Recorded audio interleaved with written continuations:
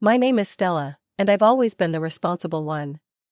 Growing up in a modest suburban home with my younger sister Mia, I learned early on that life wasn't going to hand me anything on a silver platter. While Mia got the new clothes and the latest phone models, I wore hand-me-downs and worked part-time jobs through high school to buy my own things. I remember when we were teenagers, Mia crashed our dad's car while joyriding with friends. Instead of punishing her, my parents bought her driving lessons and eventually a used car of her own. When I asked why I never got a car despite maintaining perfect grades and working 2 jobs, Dad just shrugged. Mia needs more encouragement to stay on the right path. You're already doing fine. Another time, Mia ruined my prom dress the night before the dance by borrowing it without asking and spilling red wine all over it. My parents told me to be understanding and loaned me money for a last-minute replacement, money they later forgave Mia for but made me pay back in full. Despite everything, I pushed forward. I put myself through college while Mia dropped out after a semester, claiming it wasn't her thing. I landed a decent job at a marketing firm, rented a nice apartment, and eventually met Derek. Derek and I had been together for 2 years when Mia called me crying about losing her job, again. I don't know what to do, Stell, she sobbed through the phone. They fired me for being late, but it wasn't even my fault. The bus was delayed, and my boss is a total jerk. I sighed, knowing the real story probably involved Mia's chronic irresponsibility. But she was still my sister. What do you need? I asked. Can I stay with you for a bit? Just until I find another job. My landlord's kicking me out at the end of the week. I glanced around the apartment I shared with Derek. It wasn't huge, but we had a pull-out couch in the living room. Let me talk to Derek, I said. Derek wasn't thrilled about the idea. He'd met Mia several times and found her self-centered and dramatic. It's just for a few weeks, I promised. She needs help getting back on her feet. So 2 months ago, Mia moved in with her 2 suitcases and endless drama. She sprawled her belongings all over our living room, used up my expensive shampoo, and made little effort to find a new job. I'm researching opportunities, she'd say, scrolling through social media on her phone. Derek tried to hide his annoyance, but I could see it in the tight lines around his mouth when he came home to find Mia watching TV in her pajamas at 4 p.m. Last Tuesday started like any other day. I had an important client meeting at 2 p.m., but around noon, I felt a migraine coming on, blurred vision, nausea, the works. After taking medication that didn't help, I told my boss I needed to reschedule. Go home and rest, she said. We'll move the Roberts meeting to Thursday. I drove home, looking forward to a dark room and silence. When I unlocked the door to my apartment, I heard strange noises coming from the bedroom. Thinking Mia might be sick or in trouble, I rushed down the hallway. The bedroom door was partially open. I pushed it wider and froze. There, in my bed, were my sister and my boyfriend, naked, together. Time seemed to stop. Derek saw me first, his eyes widening in shock. He shoved Mia away and grabbed for the sheet. Stella, this isn't, I mean. Mia turned, and to my complete disbelief, she didn't even look ashamed. She just sat there, covering herself casually as if I'd walked in on her watching TV.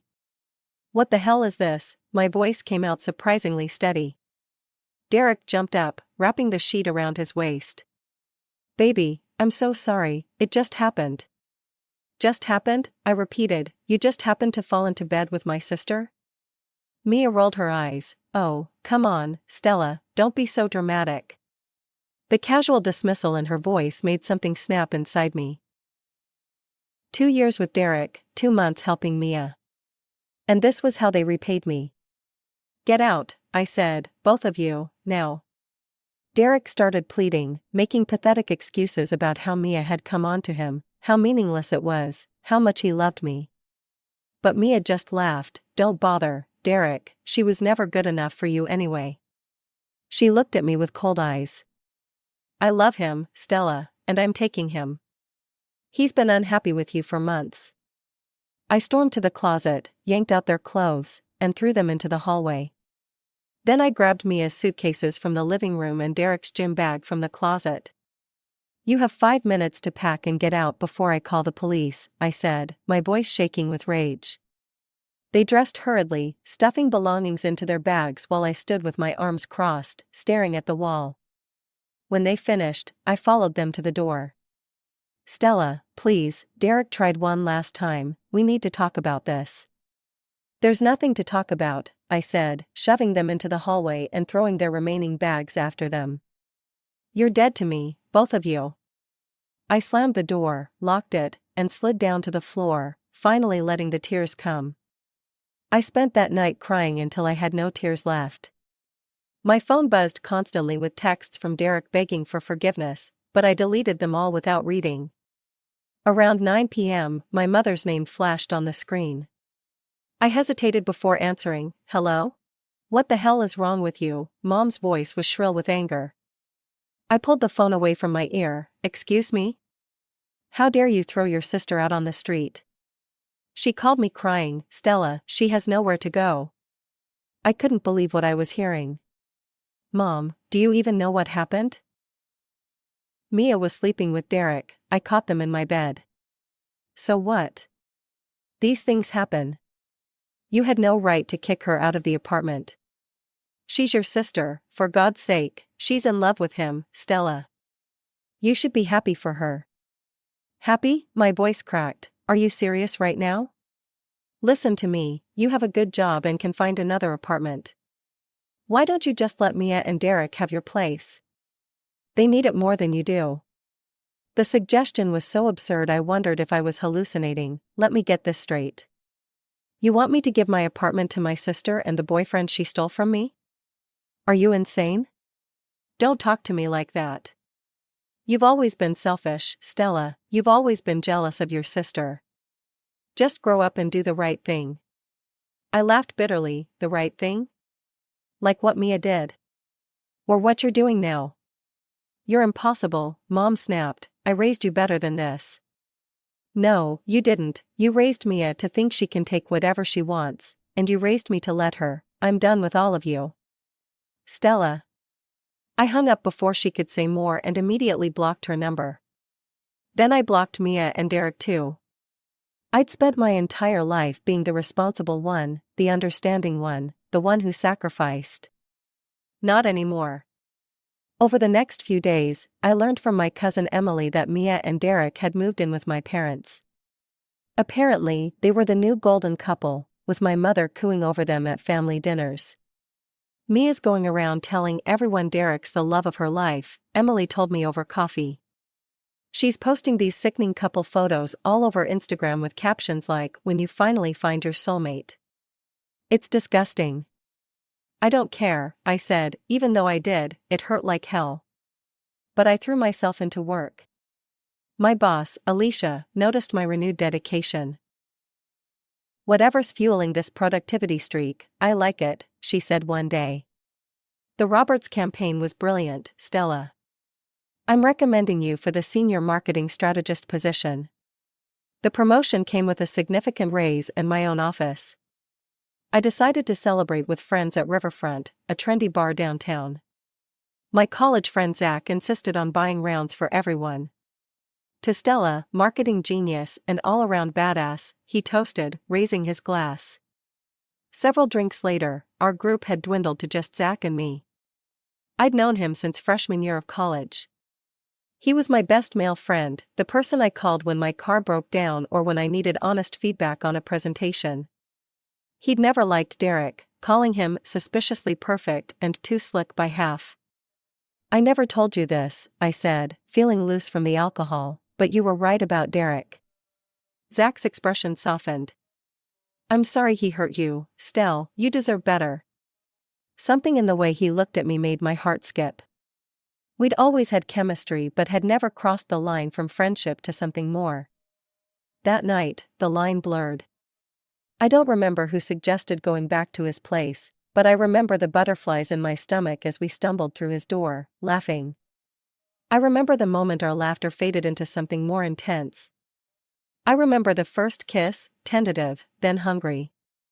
The next morning, I woke up in Zach's bed, momentarily confused, then mortified. Oh my God, I groaned, sitting up with the sheet clutched to my chest. What did we do? Zach handed me a cup of coffee, already dressed in sweatpants and a t-shirt.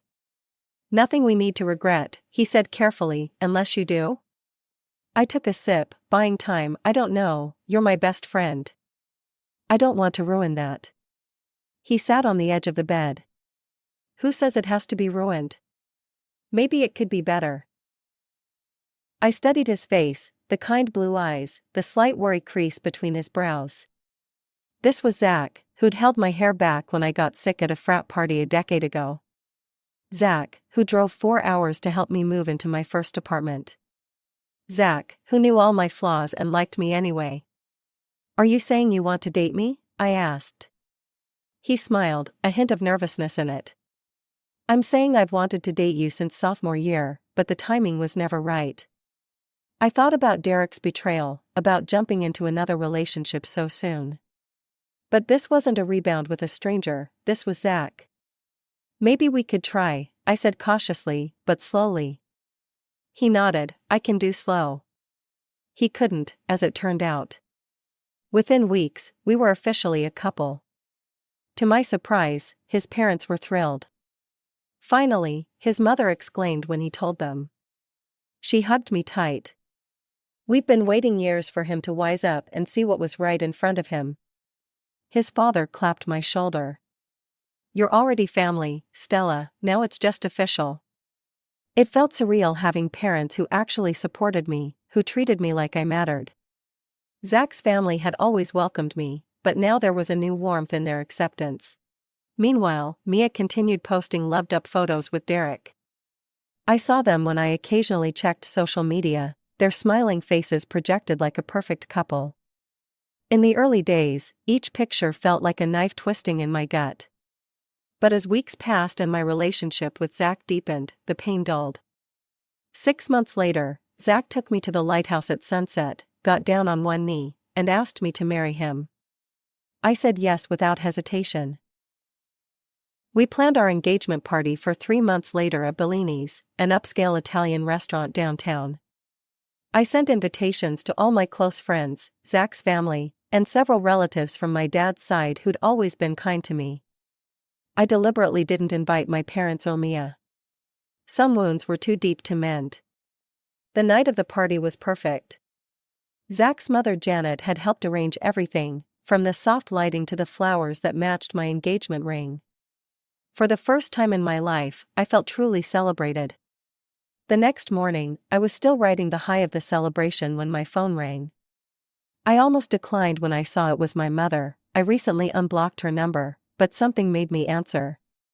What do you want, Mom? I said flatly. How could you? Her voice trembled with accusation. How could you have an engagement party and not invite your own family? I sighed, already exhausted by the conversation. I invited the family I wanted there. We're your parents, Stella. And Mia is your sister, no matter what happened between you two.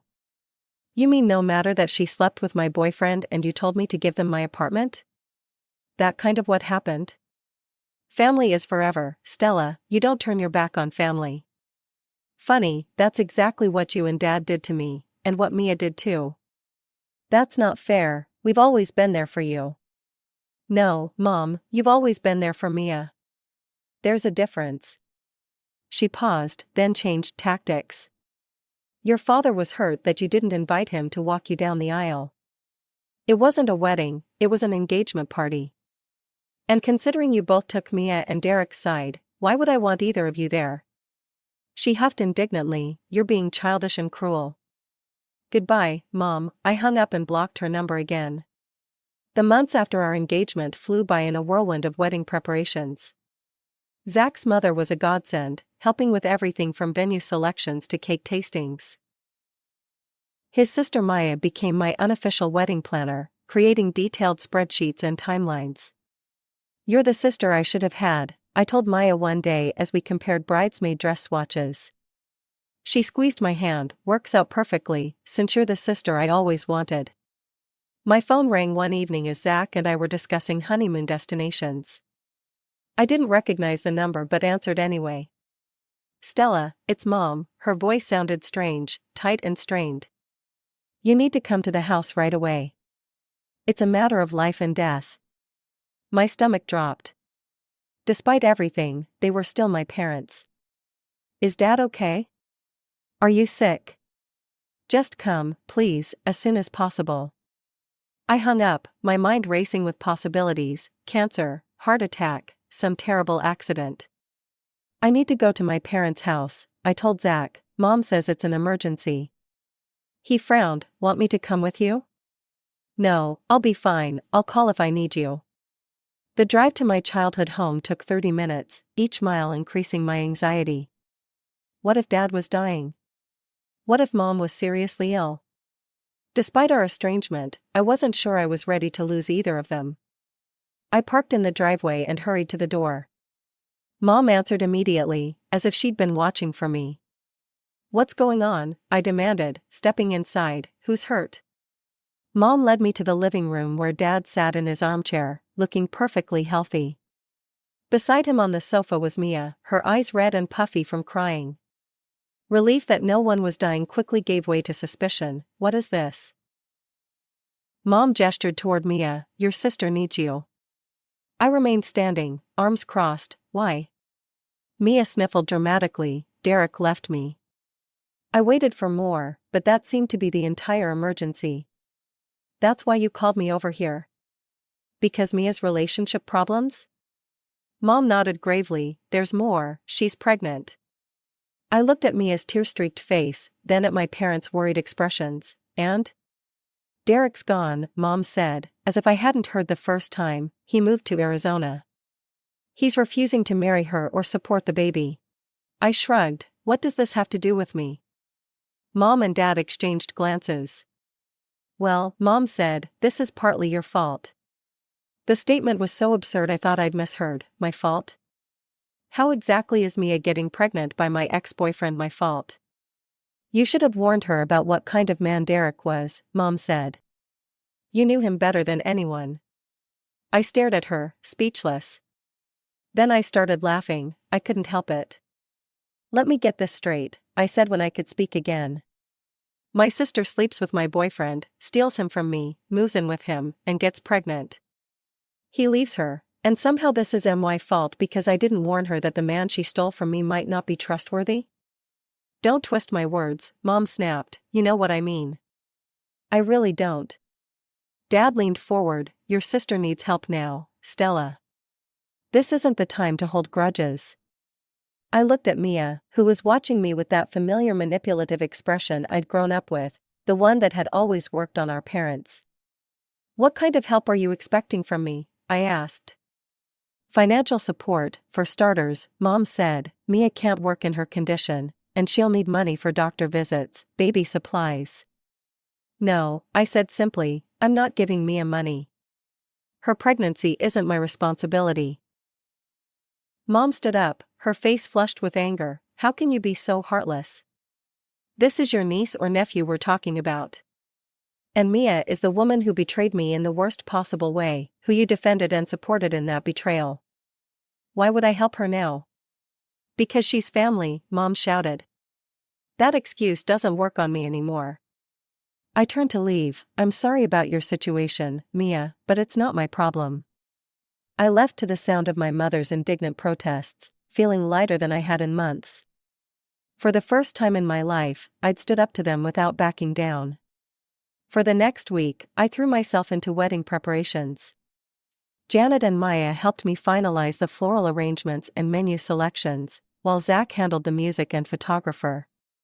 Then, on a quiet Saturday morning while Zach and I were enjoying coffee and planning our honeymoon, an email notification popped up on my phone. Oh no, I gasped when I opened it. What is it? Zach asked, concerned. I handed him my phone. It was an email from my mother with a PDF attachment titled Baby Expenses.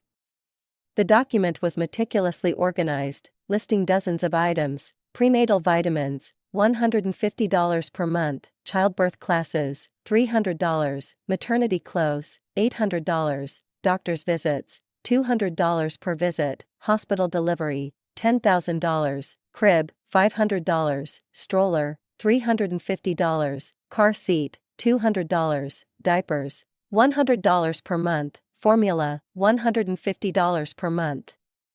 The list went on and on, totaling over $20,000. At the bottom was a note: as we discussed, since Derek's abandonment of Mia and your future niece/nephew is ultimately your responsibility, we expect you to cover these expenses. Please arrange payment as soon as possible, Mom. I nearly dropped my coffee mug. They can't be serious. Zach's jaw had dropped open. This is beyond ridiculous, it's delusional. What should I do? I asked, feeling a headache coming on. Ignore it? Block them again? I considered it, but something about this latest absurdity demanded a response. No, I'm tired of them thinking they can manipulate me. I composed a reply: Mom, I will not be paying any expenses related to Mia's pregnancy or child. Her situation is a direct result of her own choices, specifically, her choice to betray me by sleeping with my boyfriend. Neither I nor my fiancé will provide financial support or any other form of assistance.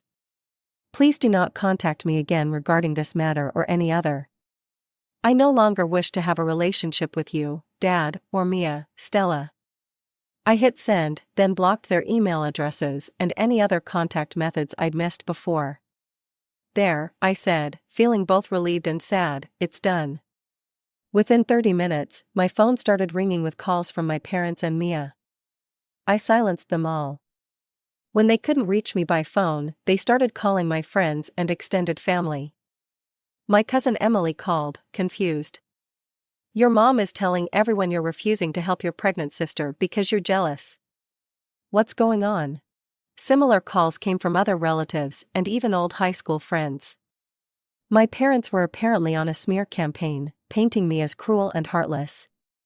I'm so tired of this, I told Zach after the 5th call. They're twisting everything. Then set the record straight, he suggested. You have the receipts, literally. After thinking it over, I decided he was right. I posted a lengthy explanation on social media, detailing everything from Mia's betrayal to my parents' defense of her, culminating in their demand that I finance her pregnancy.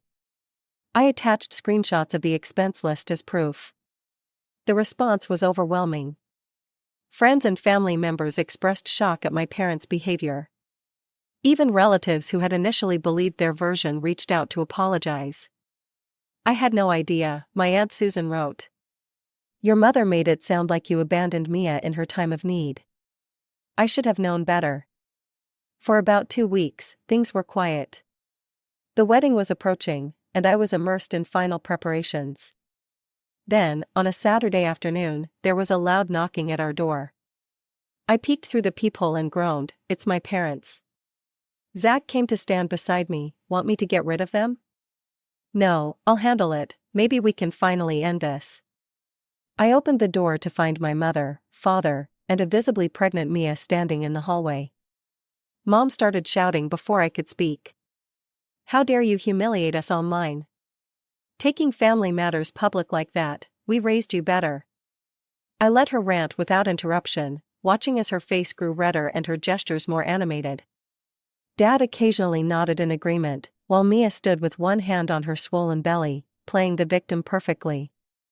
When Mom finally paused for breath, I spoke calmly. Are you finished? We're just getting started, Dad said. We're not leaving until you agree to help your sister.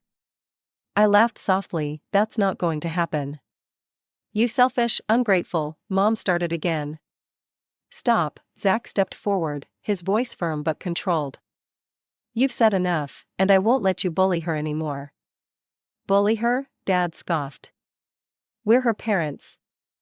Parents who've consistently favored one child and expected the other to sacrifice everything, Zach said. Parents who defended their daughter's betrayal and now want to make Stella financially responsible for it. That's not parenting, that's abuse. Mom gasped dramatically, how dare you? It's time for you to leave, Zach continued. If you don't, I'll call security. You wouldn't dare, Dad challenged. Zach pulled out his phone. Try me. They left, but not before Mom delivered a parting threat. This isn't over, Stella. You'll regret turning your back on family. After they left, several relatives called to report that my parents were still badmouthing me. Some had even seen my mother and Mia outside their church with a handwritten poster claiming Stella Jenkins abandoned her pregnant sister. They're unbelievable, I told Zach, but I'm done caring. Our wedding day arrived 3 months later. Despite my parents' drama, it was everything I'd dreamed of. We held the ceremony and reception at a beautiful lakeside venue, surrounded by people who genuinely cared about us. Zach had hired security, just in case.